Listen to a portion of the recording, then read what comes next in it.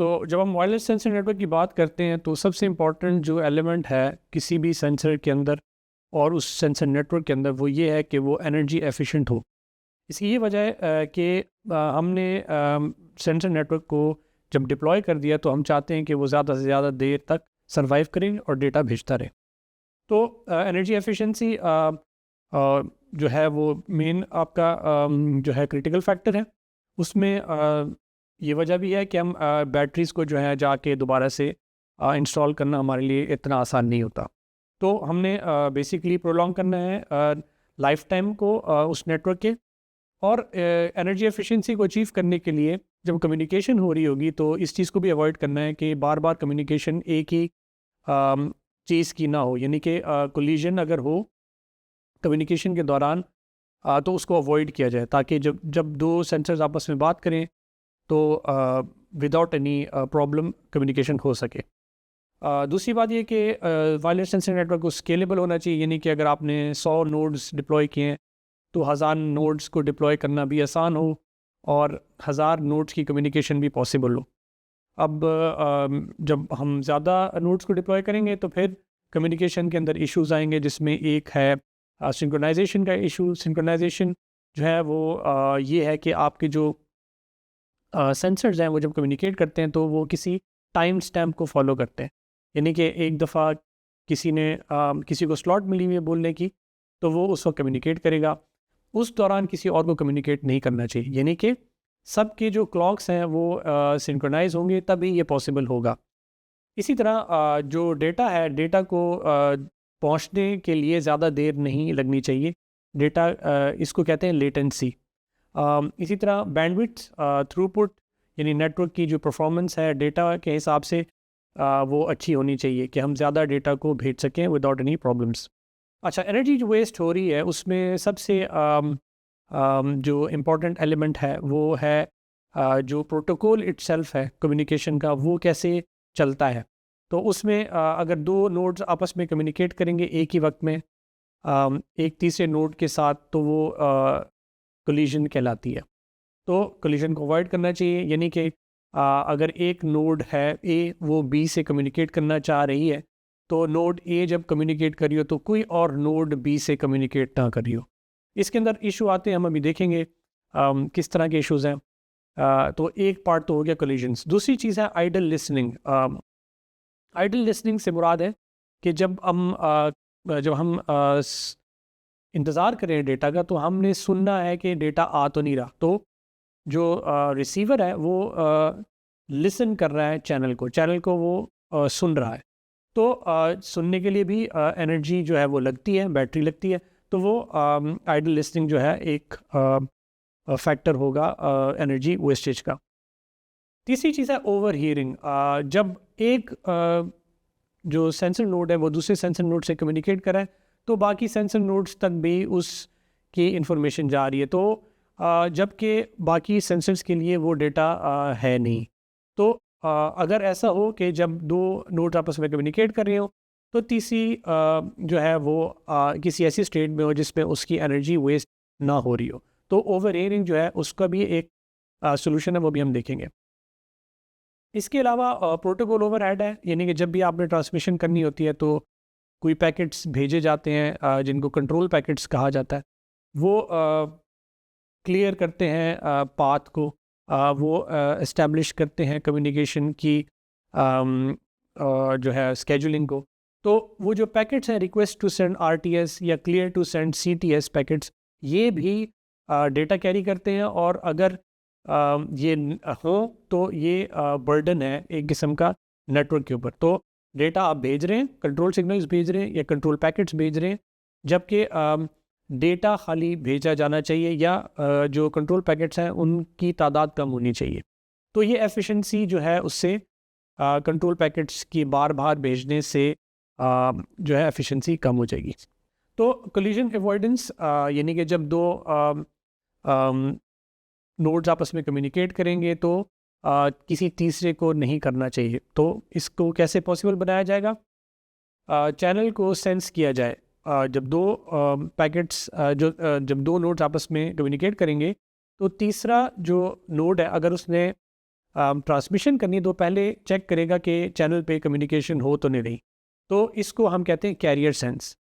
और अगर हो रही होगी तो वो कुछ देर के लिए रुक जाएगा, फिर दोबारा से चेक करेगा कि कम्युनिकेशन नहीं हो रही, और अगर नहीं हो रही होगी तो फिर वो ट्रांसमिशन के लिए सेटअप करेगा। तो पहले केस में रिक्वेस्ट टू सेंड, एक पैकेट जाएगा कि मैंने डाटा भेजना है, और जिसके लिए इंटेंडेड है वो वापस जवाब देगा कि क्लियर टू सेंड, आप भेज सकते हैं पैकेट। उसके बाद डेटा की ट्रांसमिशन होगी। अब इसमें हिडन टर्मिनल प्रॉब्लम आता है, वो हम देखते हैं कि कैसे आएगा।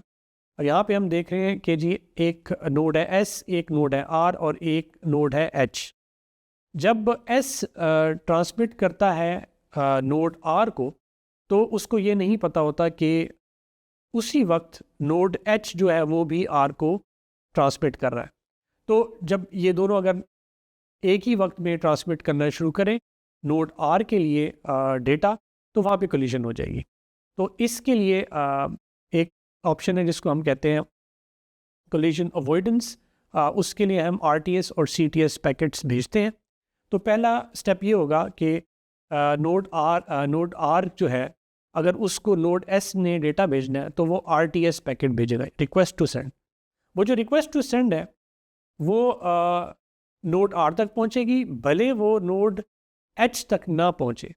लेकिन जैसे ही नोड R इसके जवाब में क्लियर टू सेंड पैकेट भेजेगा, तो वो जो क्लियर टू सेंड पैकेट है वो नोड S तक भी पहुंचेगा और नोड H तक भी पहुंचेगा। यानी कि नोड H ने रिक्वेस्ट टू सेंड नहीं भेजा, लेकिन उसको क्लियर टू सेंड मैसेज मिल गया। इसका मतलब है कि नोड R जो है वो किसी से कम्युनिकेशन स्टार्ट कर रहा है। तो इस के रिज़ल्ट में नोड H जो है वो बैक ऑफ कर जाएगा, वो कुछ देर के लिए रुक जाएगा।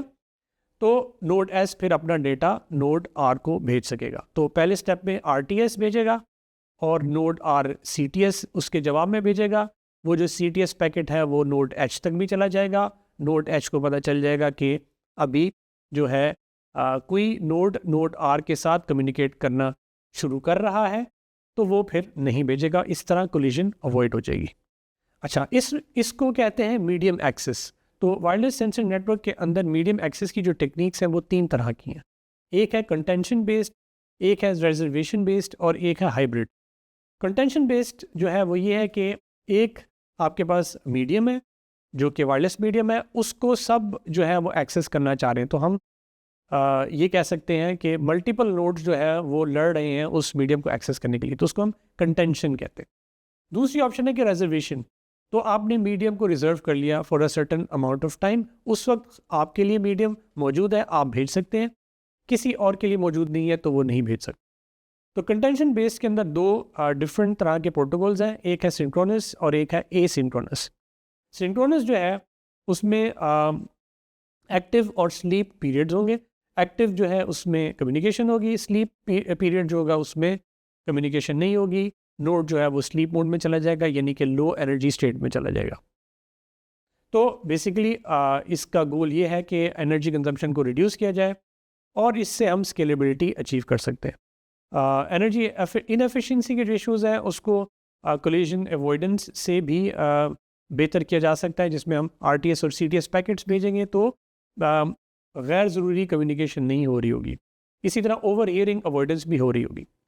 ये एक डायग्राम है जो शो करती है कि आपके पास अगर क्लस्टर्स बने हुए हैं तो 3 हिस्सों में आप देख सकते हैं कि नोड्स डिवाइड हुई हुई हैं। उसमें वाइट नोड्स हैं, ग्रे नोड्स हैं और ब्लैक नोड्स हैं। जो वाइट नोड्स हैं वो सिंक्रोनाइज़र हैं, वो सिंक्रोनाइज़ कर रहे हैं आपस में 3 क्लस्टर्स को। फिर फॉलोअर नोड्स हैं और बॉर्डर नोड्स हैं। बॉर्डर नोड्स वो हैं जो एक से ज़्यादा नेटवर्क के अंदर उनकी रेंज में आ रही। तो हमने बेसिकली करना ये है कि आइडल लिसनिंग को अवॉइड करना है। आइडल लिसनिंग यह कि जब कोई और डेटा भेज रहा हो आपके लिए ना हो तो आप उस डेटा को ना सुन रहे हो, आप स्लीप मोड में हो। यहाँ पे आप देख सकते हैं कि periodic listen and sleep cycle है। जो पैकेट A से B की तरफ जा रहा है, यानी सेंडर A है और B रिसीवर है। तो पहले स्टेप में तो तीनों जो ब्लॉक्स हैं वो सिंक्रोनाइज्ड हैं। फिर A जो है वो रिक्वेस्ट टू सेंड करता है नोड B को, B जो है रिस्पॉन्ड करता है क्लियर टू सेंड से। उसके बाद ए जो है वो डेटा भेजता है बी को और बी एक्नॉलेज करता है। उसके बाद ए और बी दोनों स्लीप में चले जाते हैं। अगले स्टेप में सिंक्रोनाइजेशन फिर होती है तीनों नोड्स में।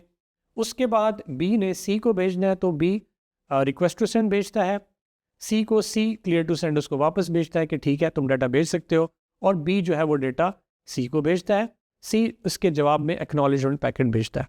उसके बाद सारे स्लीप मोड में चले जाते हैं। आप ये देख सकते हैं कि जो नोड ए है वो जब ट्रांसमिशन नहीं हो रही तो वो स्लीप मोड में है। सो बेसिकली सेंसर मैक जो है ये एस मैक प्रोटोकॉल्स में all nodes periodically listen sleep and wake up.